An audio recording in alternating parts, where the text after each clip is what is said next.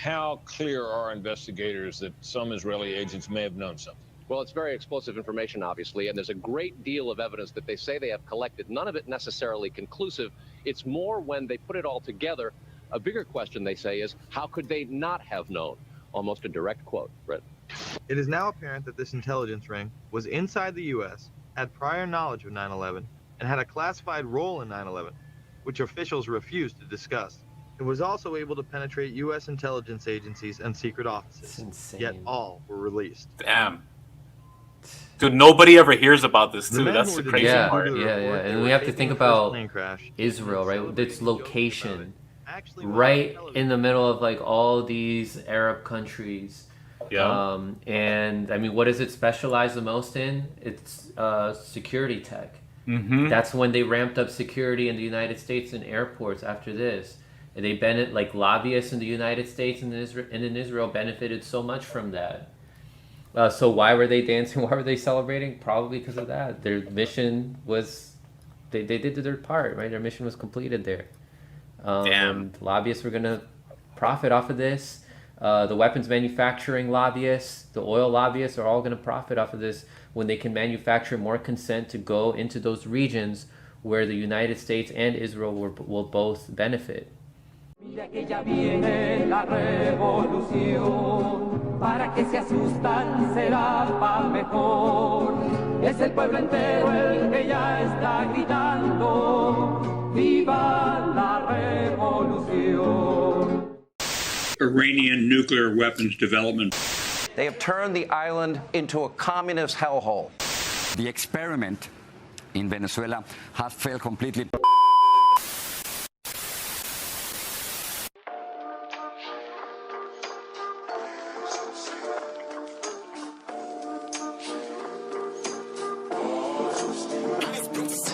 One thing I also wanted to share quickly, too, before I share another clip. We call him Larry Silverstein, Lucky Larry. This guy. So I'm going to read this. Again, guys, don't focus on who's putting it out, like, or whatever it is. Just like whatever. And this is all true. Like, you can look it up. Look at Larry Silverstein. Did you know just months before 9/11, the World Trade Center's lease was sold to Larry Silverstein? Silverstein took out an insurance plan that fortuitously covered terrorism. After 9/11, Silverstein took the insurance company to court, claiming he should be paid double because there were two attacks. He won and was awarded for a shit ton of money. I don't even know how many zeros there is, but like over $1 million, over 4.5. So, and interestingly enough, he happened to call out, him and his whole family. They would go to like the World Trade Center like every day for work, and him and his family just happened to be sick that day and were saved. Also, this guy is one of the biggest funders to Israel. He funds a lot of universities in Israel. He funds a lot of high-tech security, what they call security firms that spy. This guy is a major landlord. He is involved in banking, and he's involved in a lot of the real estate that is taking over Palestinian territory, kicking out indigenous Palestinians from their land. So, and this guy, by the way, is a longtime friend of Donald Trump as well. Zion Don, as I like to call him. So interesting stuff there. You know, like this stuff, that's pretty interesting to know, right? What are your thoughts on that, Franco? It just made me remember about how there all these stories of people like, yeah, I woke up late and I was on my way there. I could have been killed if I was on time to work. But yeah, I guess it wasn't their time. It's freaking. It's insane to think about, right? How some people were spared that day.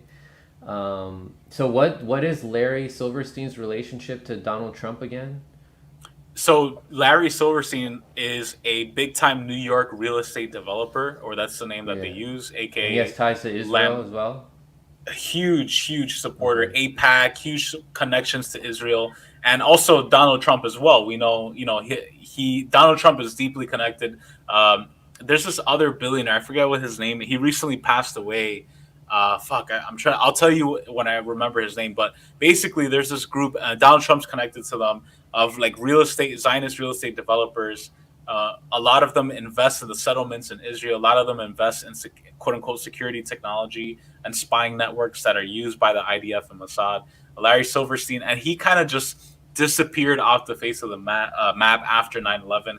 And it's interesting because when a reporter, I'm going to try to find the video at some point, but I saw this video where this reporter confronted Larry Silverstein and was like, hey, there's a few things that aren't adding up. Like, first of all, what happened to Building 7? For those of you who aren't aware, Building 7 was not hit by a plane, collapsed randomly on its own. And he asked about the terrorism insurance that he got just months before. A lot of stuff. And Larry Silverstein had security, like kicked him out. So there's a lot of weird stuff going on, with all that. So it's just interesting because then it goes into the conversation of like who, when you talk about 9/11, so much of the attention is on the Middle East, right? And look at the countries that were hit the hardest by after 9/11. You have Iraq, Iran, right? The everything was blamed on Iran, right? You have Afghanistan, and Afghanistan, the Taliban obviously no friend of the working class, or no friend. They were supported and propped up by the CIA, but it's just interesting that all of the countries that were blamed, Syria, Iraq, Iran, are all countries and Libya were all countries that are resisting U.S. empire, and all the countries that actually collaborated, and forces like Al Qaeda, Saudi Arabia, the Taliban, they all are allies with Israel, and Israel has a major role, So that's something that's important to bring up. Yeah, the hijackers, a lot of them were from Saudi Arabia. Some of them were from Lebanon, and these were like allies of the U.S. Pretty much, or their their clients. Now, have you heard of like the dancing Israelis? I have heard about that. Tell me about. Yeah. I've heard about that. But can you like explain a little bit more? Because all I've heard is dancing Israelis, but talk a little bit about that. Yeah, is it alright if I show you? Yeah, share about it. That? Yeah. Let me look it up real quick. Yeah, send it. And meanwhile, I'm gonna read some of the comments. Shout out to Bird Worldist, who said y'all need to have me on here for 9/11 Truth. Yeah, that's what's up. What else? Let's see. Yeah, I want to give a shout out too to Jason Bermas, because this is from his documentary called Fabled Enemies. It goes into the ties with Mossad and Israel and 9/11. Let me see, documentaries right here. Trump and Silverstein used to talk every day on the phone. Yep. Dancing Israelis. Yeah, no, it's crazy, and that's the thing. Like Israel, Mossad, and a lot of the CIA and Mossad, they have pioneered this whole system of engineering fear, of creating these false flag attacks to legitimize their terrorism and their plundering of the Islamic world in particular, but all over the world. So it's just, one thing I forgot, one thing I forgot to mention, man, I don't know if you remember, dude, but that day of 9/11, I remember very clearly. I was watching CNN the whole day. Perfect. I got the clip right now. I'm about to pull it up. I was watching CNN the whole day, and CNN, huge connected to Israel and Zionism. Even Jeff Zucker, who's a former CEO, I think, big Israel supporter. What stock footage were they using the day of 9/11? So I remember that the day of 9/11, they had on the loop over and over and over again footage of a Palestinian parade of people celebrating. They were waving the Palestinian flag. It had nothing to do with 9/11, and they were like Middle East. It was like the lower third crawl thing, like how I have right here on Unmasking Imperialism. It was like Middle East reacts to September 11th attacks, and you see Palestinians waving Palestinian flags and celebrating. They were celebrating something totally different. So they created that image of like, look, these people are celebrating in the Middle East. So it's just fucking nuts, like the way that propaganda and media works like that, Meanwhile, they didn't talk about like the Israelis that were dancing. Like, right, yeah, tell us about filming after they filmed the attacks on the building. Yeah. Let's look for the spot where they talk about. Let me pull this up. Hold on. Yeah. Do you remember the timestamps? Yeah. Let's see. Usually what I do is I click the 3 dots and then it pulls up the transcript, but this video doesn't do that. Instead, the only option it gives you to report. I believe it was around. We gotta look around the. Okay, I think I'm right here. The 23rd minute mark. 23rd. Let's see. Is there any? I think that's where they start talking about Israel. From seeing a world. Can you hear that? I can hear it. Yeah. All right. Let's see. All right, I'm gonna play it from here. I'm gonna just let it play for a bit. Term at this point.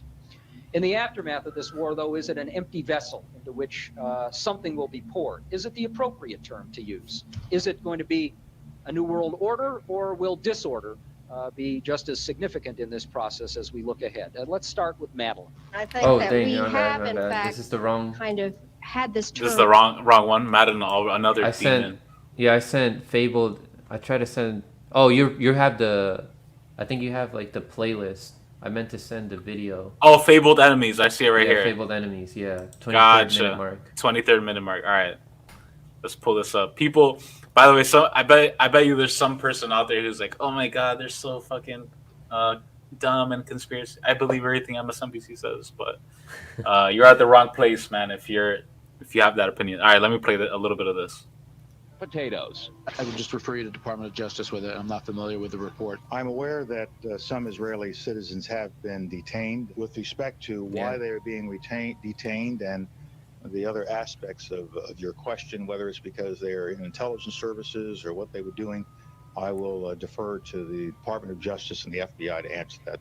On March 6, 2002, a draft report from the DEA said it may well be an organized intelligence gathering activity. Despite all of this, all the Israelis were let go without any espionage charges being filed. Wow.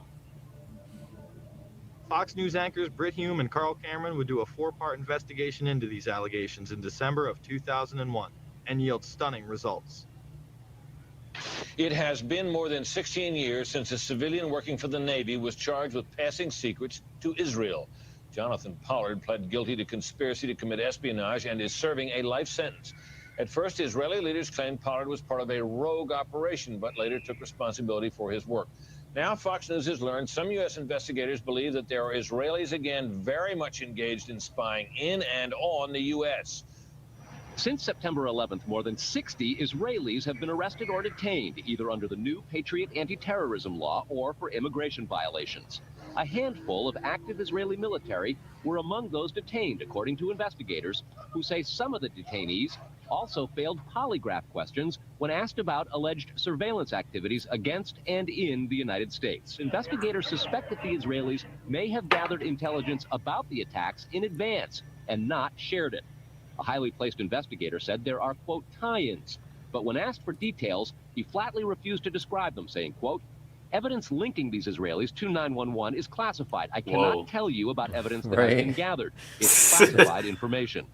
Now, when the FBI investigated, it quickly unraveled to be the largest foreign spy ring ever uncovered inside the United States, the largest. Even the Soviet Union had not been spying on the United States as much as Israel has been doing.